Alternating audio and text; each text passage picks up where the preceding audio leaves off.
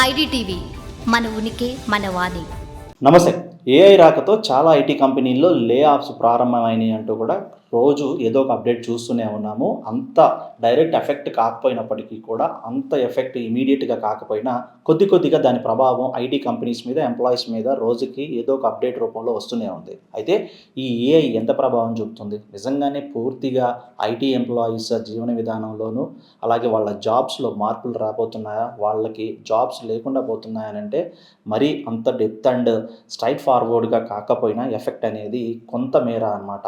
అయితే ఏదో ఒక అప్డేట్ అయితే ఈ ఏఐ పరంగా ఎప్పుడు మనం వింటూనే ఉన్నాము. తాజాగా మెటా తన సంస్థకు సంబంధించినటువంటి 16,000 మందిని లే ఆఫ్ చేసినట్లు ఇప్పుడు ఇంకొక వార్త హల్చల్ చేస్తోంది. ఇట్లా ఇమీడియట్‌గా అన్ని ఐటీ కంపెనీస్ కూడా స్లోగా తన మ్యాన్ పవర్‌ని రీప్లేస్ చేస్తూ ఏఐ టెక్నాలజీ వైపు ఇంట్రాక్షన్ అవుతుంది. ఏఐని ఎక్కువగా వాడకంలోకి తీసుకురావడానికి స్టెప్ బై స్టెప్ మాత్రం ఇన్‌స్ట్రక్షన్స్ అనేవి చాలా ఫాస్ట్‌గా జరుగుతున్నాయి. ఏఐ అనేది ఎంత రీప్లేస్ అవుతుందో అని పక్కన పెడితే slowly it will kill the man power jobs అనమాట. మ్యాన్ లెవెల్ జాబ్స్ అనేవి హ్యూమన్ జాబ్స్‌ని కిల్ చేస్తూ వస్తుంది. అయితే దీని మీద తాజాగా ట్విట్టర్ వ్యవస్థాపకుడు మనందరికీ తెలిసిందే కదా! ప్రెజెంట్ ఇప్పుడు మస్క్ ట్విట్టర్‌ని కొనేసాడు. ఎక్స్ అనే పేరును కూడా మార్చేసిన సంగతి తెలిసిందే. అయితే జాక్ డార్సీ తాజాగా కూడా ఈయన మరొక వ్యాఖ్యలు చేశాడు. AI slowly will kill the all IT sectors.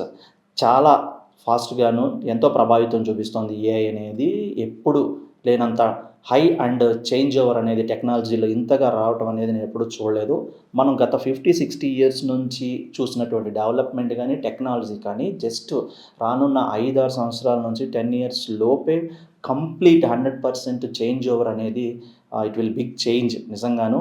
మన హ్యూమన్ లైఫ్స్ మనం సృష్టించిన టెక్నాలజీ మనల్ని డామినేట్ చేస్తూ కేవలం వితిన్ 50 ఇయర్స్ స్పాన్ ఆఫ్ ఈ డెవలప్‌మెంట్ ఏదైతే ఉందో మన హ్యూమన్ లైఫ్‌లో అది 5 ఇయర్స్‌లోనే ఇంకా బిగ్గెస్ట్ రెవల్యూషన్‌కి దారితీస్తుంది అనంటే మాత్రం నిజంగా it's awesome. But human power, human మైండ్‌కి మాత్రం ఇంకా కొంచెం ఛాన్స్ ఉంది. బట్ ఏదేమైనప్పటికీ ఇప్పుడు ప్రెజెంట్ జనరేషన్ ఏదైతే ఉందో జెన్‌జీ, ఇప్పుడు యువత ఎవరైతే ఐటీ సెక్టార్ వైపు కానివ్వండి, లేకపోతే ఇంకా డిఫరెంట్ ఫీల్డ్ సెక్టార్స్ వాళ్ళు ఎంచుకునే సెక్టార్ ఏదైనా కానివ్వండి, ఏఐతో అనుసంధానమైనటువంటి టెక్నాలజీతో కనుక వాళ్ళు ముందుకెళ్ళగలిగితేనే వాళ్ళకి భవిష్యత్తు అంటూ జాబ్స్ ఉంటాయనేసి చెప్తున్నాడు. అయితే ఇప్పుడు తాజాగా అయితే మాత్రం అంత భయపడాల్సిన అవసరం లేదు కానీ, బట్ రానున్న 5, 6 ఇయర్స్‌లో ఏఐతో ఇంటర్ కనెక్షన్ అయినటువంటి ఏ ఫీల్డ్ అయినా సరే అక్కడ ఖచ్చితంగాను చిప్ మ్యానుఫ్యాక్చరింగ్ కానివ్వండి, ఏఐ టెక్నాలజీని యూజ్ చేసే ఐటీ సెక్టార్‌లో కానివ్వండి, లేకపోతే ఇప్పుడు క్వాంటమ్ కంప్యూటర్ వైపు యువత ఖచ్చితంగా అడుగులు వేయాల్సిందే. ఆ టెక్నాలజీస్‌ని వాళ్ళు నేర్చుకోవాల్సిందే.